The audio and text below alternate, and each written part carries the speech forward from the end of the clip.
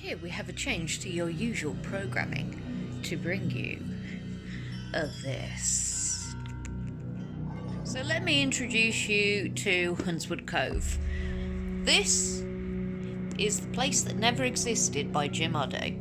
I've been dying to get into Jim's work for a while now, and obviously him and Kat are absolute sweethearts. So when I did go to the last convention, I did pick this bad boy up because I've seen a buttload of reviews that are more than positive.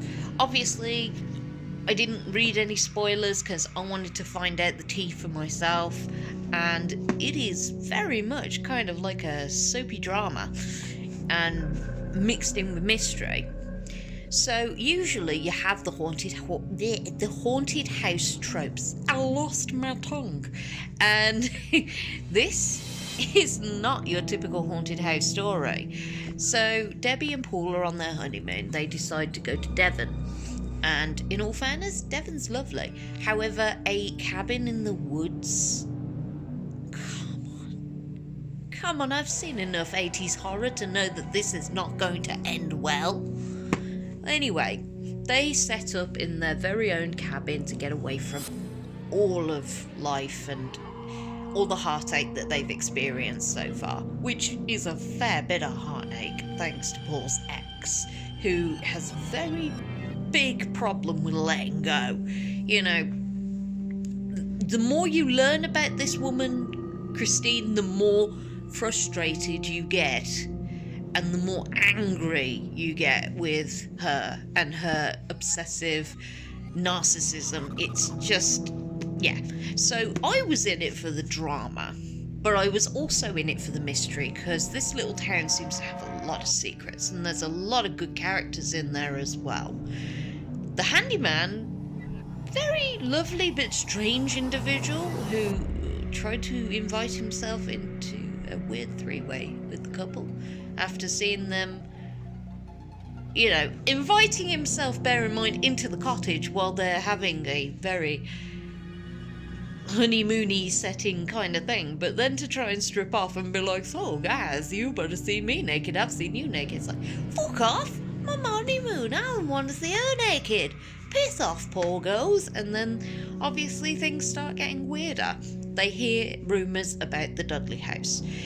Throughout the chapters, we get little schmidgets, little nuggets kind of dashed in and out there from Jim as we go back into the past and we see past experiences with the Dudley house.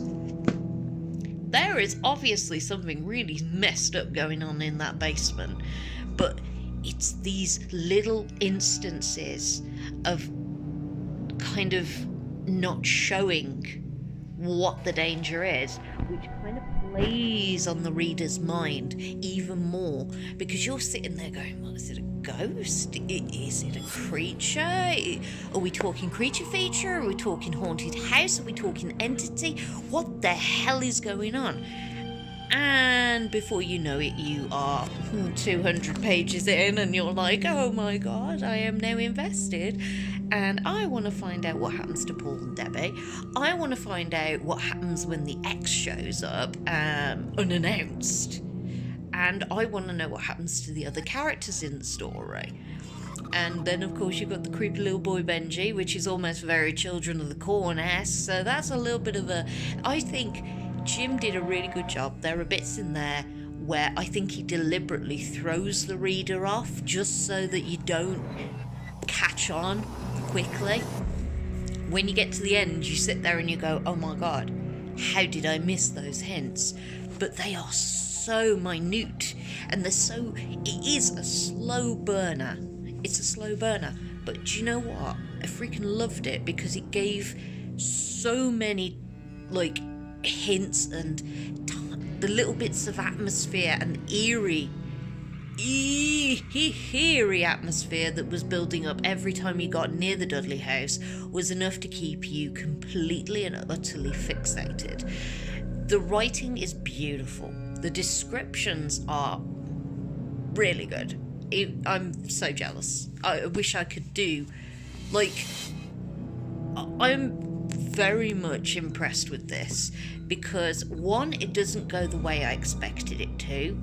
The ending is completely completely off the field, had no idea it was coming, throws tropes out the window to bring you something new. I'm not going to give away the ending. I'm not going to give away anything.